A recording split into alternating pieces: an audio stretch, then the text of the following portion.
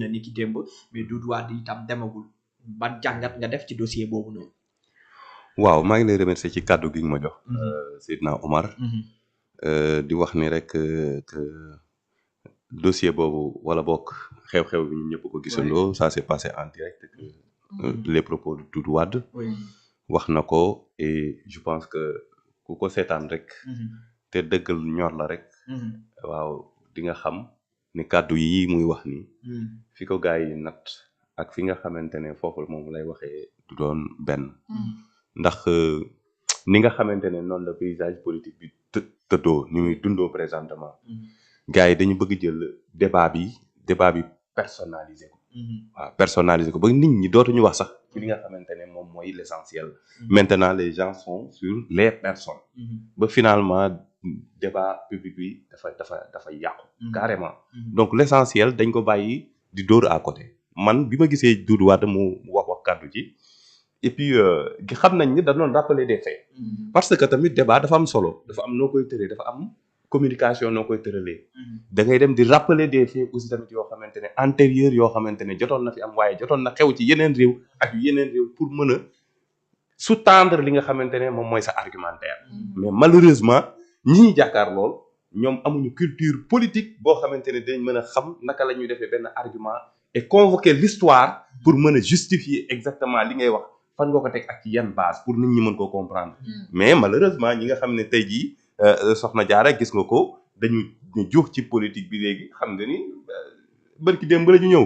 ñoom bi ñu 2023 ils sont venus avec ki may bañ a tudd soxna sos pour ne pas le nommer Ndeye Khady Ndiaye ñoo li ci lañ duggee politique.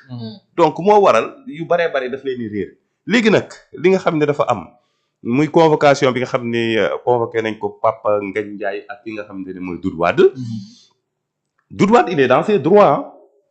parce que convocation buñ la koy def dañ la koy jox. nga téye dañ la koy notifier. nga mën koo jël yóbbu dem. taxaw jàkkaarloog ñi la woo. ñu am baatu laaj ak tontu ci li nga wax. ndax fi nga ko teg yoon la wala du yoon. loolu am na ci droit bu ko neexee di koy jël ba mat sëkk te kenn mënu ko ci blâmer. jotul convocation nañ ko yóbbul convocation xam nañ Doudou Wade fu mu dëkk. nañ ko jox convocation en bonne et due forme mu dem. Pape Ngagne moom aussi tamit il est dans ses droits il peut choisir que bañ a xaar sax ñu di ko andi convocation pour mu dem. loolu moom la mais ki nga xam ne bëgg jël ay droits pleinement ko kenn mën ko koo tere. et Doudou Wade il est dans ses droits. maintenant nag su nekkee dañu bëgg jël comme ni des fois ñu convoqué histoire parce que il faut histoire des fois dañ koy convoqué. démb am na koo xam ne dañ ko doon jéem a jox li nga xamante ne mooy convocation mais dafa wër nit ñi fii Ziguinchor wër nit ñi partout. ñu di ko wër pour jox ko convocation mais kenn mënu ko gis. koo dem di ko jox convocation ñu ne la man nee nañ ma du ma jël. loolu tamit histoire la bu ñu ko fàtte. donc il faut que bu ngeen di bañ blâmer Doudou Wade par rapport ak li nga xamante ne moom la ak xam ak yelleefam moom la jël. léegi da ngeen ni dawal leen seen xel essayer de réfléchir delluwaat leen ngeen ne est-ce que amoon na lu mel ni ñun bi ñu nekkee ci position bi lan lañ defoon. et loolu du sëñ Ibrahima moom mooy weddi. donc loolu c'est des faits Ousmane Sonko yàgg nañ ko jox convocation muy daw di wër-wërloo ak yi nga xamante ne moom mooy l'agent judiciaire de l'État xam nga le huissier de justice. donc loolu du problème bi kay mooy acharnement bi ñu gis. comment ça acharnement. parce que acharnement bi dafa nekk ci depuis le début. parce que umpu leen ni lii nga xamante ne moom mooy la presse. dund nañ ay jafe-jafe. bi fi nguur gi ñëwee. donc récemment rek Cour suprême débouté na ki nga xamante ne mooy ministre de la communication bi nga xam ne moo fi nekk présentement ci ay mesures yoo xam ne illégales yoo xam ne da ko jëloon. contre la presse.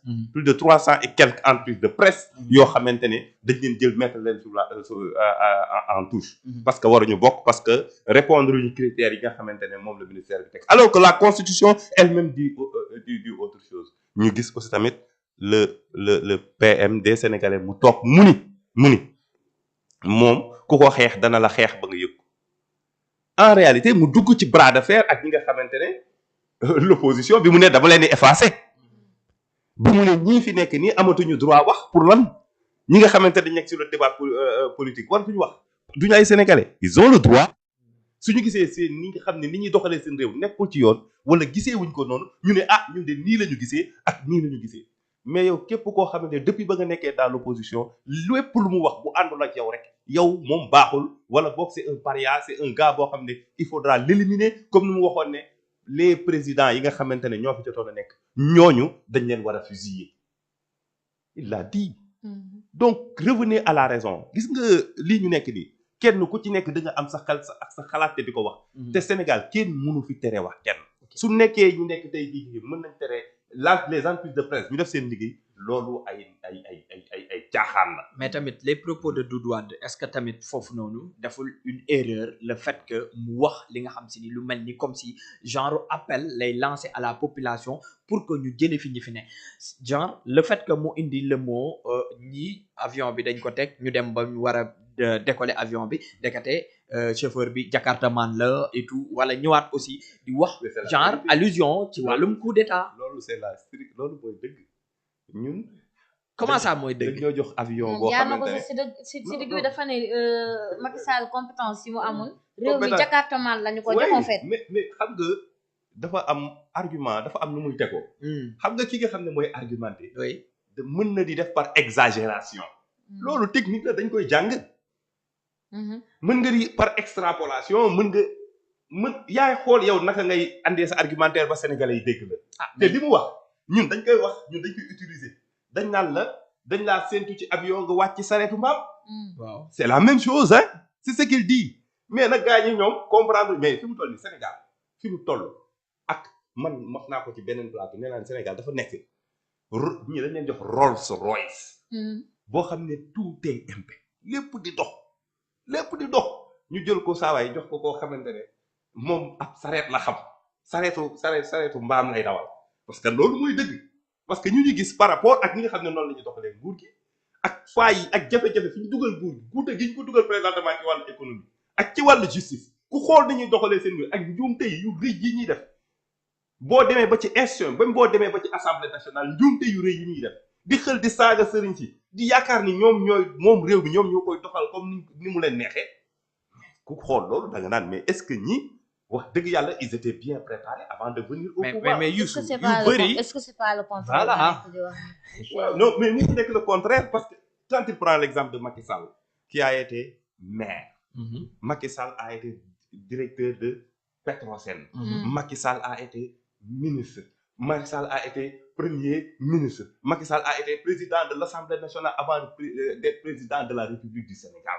mais mënuloo ko dëkkale koo xamante ne CVM inspecteur impôt et domaine kese lay am. mais c'est pas le parcours qui détermine la confiance que ndax nit c'est pas le parcours. nit mën na bañ a sax nekk par exemple directeur. mën na jiite réew mi. ah oui léegi nag basé aussi parcours le président de la République pour wax loolu. léegi nag madame foofu la ñuy di nga ne c'est pas le parcours qui lan. mooy déterminer compétence ba xam mën na yor réew mi wala mën na yor réew mi. d'accord léegi nag madame je pense que ni man en tant que journaliste man je pense que ne loolu moom. wax dëgg yàlla waroo ko wax. parce que pour nga am compétence pour nga am ay compétence la ñu wax. ay compétence parce que compétence dafa am foo koy jëlee. il faut s'exercer da nga nekk ci mbir bi di ko doxal. da nga xam les rouages. jamonoy Macky nommé nañ fi ñoo xam ne si dañoo jógee fële rek ñëw ñu nommé leen. loolu lañ xamul. non là on parle de politique. Attendez, on est en train de parler de la plus haute institution du Sénégal. Présidence de la République du Sénégal. parce que koo xamante ne xamul sax naka la ñuy tëggee budget naka la ñuy defaree budget mais c'est du sérieux. pour nga gérer réew du gérer ku musul gérer quartier koo xamante ne musuloo nekk nu mu tudd sax agent mairie musuloo nekk conseil mais quand même mais réfléchissez d'abord parce que fi Macky Sall da jaar dafa jaar ci administration bi jugee ci kaw ba ci suuf parce que loolu administration mais may ma yeggal foofu may ma yeggal foofu administration bi boo fay jaar ay hiérarchie A dafa am hiérarchie B dafa am benn bu ci nekk dafa am parce que dafa am ay compétences yooyu yóbbu ba fa nga yegg wax na ko démb Doudou Wade nee na am na ci ñoo xamante ne seen bureau yi dañuy bokk bureau toilette sax dañu koy bokk dafa am lu koy andi dafa am niveau boo xam ne boo fa yeggee ci ay compétences nit ñi mënees nañu loo dénk dara parce que loo xam la. dama la bëgg a wax ni. Macky Sall dafa jaar ci li nga xamante ne moom mooy administration bi ci commencement ba ci feex xam naka lañ koy doxalee. mais kii nga xamante ne mësul nekk leneen. c'est que xam nga mësul nekk leneen tey bu ñëwee ñu jox ko réew mi. bu ñëwee ñu jox ko réew mi. man j'ai été le premier à dire que Bassirou Diomaye Faye sera un bon président de la République. mais pas sur ce mandat-là. parce que day ñëw pour découvrir lu mu xamul jàng ko la preuve gis ngeen bourde yi ñuy def. bourde yi ñuy def ci diplomatie. ci diplomatie nit ñuy taxawee sax il a fallu que nit ñi di leen ko rappeler bañ ciy tëj nit. waroo taxaw fii waroo jaar bi pour ñuy expliquer leen naka la administration bi naka la mbir yi di doxee naka la protocole di doxee. donc la di c'est des choses yoo xamante ne nekkul da ngay cëpp ne lay rek. dugg ci soow mi ba pare ne finalement je suis compétent ça ne se passe pas comme ça. je dis que ne Bassirou Diomaye Faye il peut faire un bon président. mais peut-être en 2030 ou 2000 nangam parce que il aura appris beaucoup de choses et beaucoup de compétences yoo xam ne dina ko tirer ci li nga xamante ne moom la nekk nii. léegi nag. xam naa ni question bi gudd na am na fu fari bu ñu dugg. mais li ma bëggoon a wax rek. dans tout ça mooy que ni fi ñu toll nii. ce gouvernement là wala boog ce régime là. doit faire très attention. doit faire très attention parce que lii ñu nekkee nii di jéem a divertir les Sénégalais du dem. ça ne passera pas. parce que am na ci yoo xamante ne liberté d'expression moom moo ko may. nit ñi dañu am.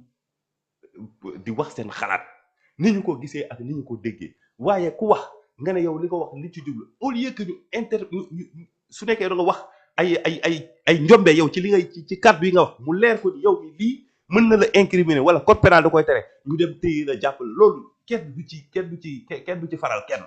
mais tey jii dañ lay jàpp ba pare yóbbu la kaso di la interpréter say ay wax parce que ñun daf ñoo dal. ñun dañoo def marche. notre coordonnateur. bi nga xamante ne bi jël parole. ñu ne ko lu tax nga ne sénégalais yu ñëw leen xeex. appel à l'insurrection. appel à l'insurrection mais man su may dem xëy. su may xëy di uti lu may yóbbul sama njaboot. dama naa leen maa ngi dem xeex. adduna bi lépp loo fiy def xeex. mais est-ce que ci manière boobu la ko waxee. mais ci dañ ne sénégalais yi nga xamante ne. sénégalais yi ñoo xam ne ñoo ñàkk seen liggéey. nañu taxaw xeex. pour ñu delloo leen li nga xamante ne moom lañ leen xañoon muy les 30 000 travailleurs yi xam ne moom lañu licencié. nañu taxaw jël les moyens parce que on dit ñoom da koy wax dañuy le combat juridique. la bataille juridique. suñu ko waxee ci tubaab garaawul mais boo ko waxee ci olof ñu jël si la. ci ban réew lañ nekk. nañu respecté sénégalais yi. d'accord yaa ngi wax que ni genre dañoo nekk ci dëkk boo xamante ne ni dañoo war a exprimer wu librement. c'est-à-dire la liberté d'expression comme gars yi ni ñu koy mais est-ce que liberté d'expression égale à liberté de dire ce que l'on veut.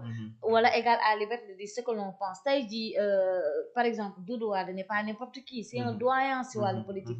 donc en tant que doyen en tant que un grand sage boo xamante jeunesse bi dañoo war a roy moom surtout du côté de l'opposition ñi nga xamante ne ñoo ngi yëg est-ce que war na toog di appel à ce que armée bi récupérer li nga xamante ne moom moo di le pouvoir loolu ce sont des propos yoo xamante c'est très grave loolu wax nga loolu c'est affaire armée coup d'état la woote en fait non mais Doudou Wade dafa woo armée bi waaw la république exactement parce que dafa ne ñi ñu dénk réew mi amuñu compétence bi comme affaire u jakartamaan yi mu wax mu ne te am na réew fu muy toll foo xamante ne armée bi ñoo war a jël li nga xamante moo di seen ay responsabilité si ce n'est une appel à un coup d'état c'est quoi léegi moom la ñuy wax parce que Doudou Wade ci biir contexte da doon rappeler ay faits di wax la xew ci yeneen dëkk di wax ne am na foo xamante ne foo mbir tolloo da ngay gis armée bi ci boppam moom mooy jël réew mi exact mais fi mu toll ni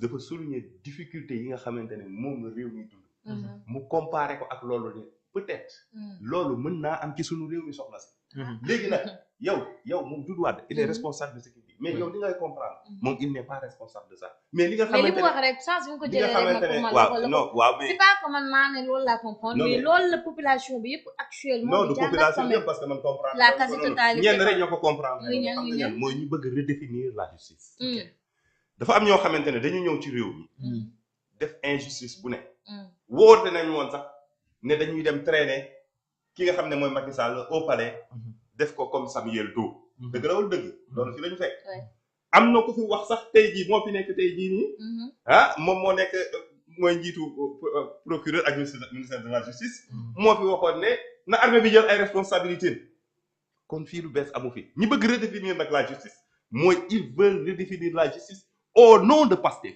da ngay gis ni dañu naan képp koo xamante ne ànduloo ak lépp loo mën a wax yaa xam koo mën a doon boo waxee yoon dafa war a dal sa kaw waaye képp koo xam ne ànd nga ak ñoom boo waxee yow mën nañu daal di jënti kaawu Ngoné Saliou mu ngi fi ak ñeneen ñoo xamante ne def nañ fi ay toj-toj ñu gaawantu libéré leen wala ñu gaawantu bàyyi leen wala sax boowatuñ leen fa léegi nag redéfinir la justice au nom de Pastef mooy la mooy képp koo xamante ne dëgg yaa ngi ci plateau yi ànduloo woon ak ñoom mësoo woon ànd ak ñoom soo waxee dañuy scruter suba ak ngoon loo wax pour fexe laa yóbbu nungu sin te loolu ñun lañuy gis redéfinir la justice au nom de Pastef mooy képp koo xamante ne nekkoon na fi doon wax Ousmane Sonko naka nii wa naka na le muy Farba Ngom muy yeneen opposants yi ki ñu jàpp léegi Pape Malick Ndour muy Mame Mbaye Niang muy Macky Sall muy keneen ak keneen ñooñu ñëpp dañu war a dem kaso ndéem sax daanaka ñoom amuñ ci ñoom benn preuve boo xamante ne bu palpable buñ mën a teg ci table bi parce que kaawu Farba Ngom wane na ko ñooñu daal ñooñu justice daf leen daan bu yàgg ñooñu ils n'ont plus rien à dire donc justice moom mooy képp koo xamante ne yaa ngi nekk ci Pastef yow yaa am dëgg képp koo xamante ne nekkuloo Pastef te yaa ngi wax ak Ousmane Sonko wala di wax loo xam ne neexul Ousmane Sonko yow justice dafa dal sa kaw loolu nag mooy redéfinir li nga xam ne la justice au nom de Pastef ba pare tamit ñuy jox ay indemnité ñoo xamante ne juge àttewu leen kenn joxu leen ndàmpaay ñu jël suñuy ay 5 milliards jox leen ko ne ñoom ñoo am dëgg ñoom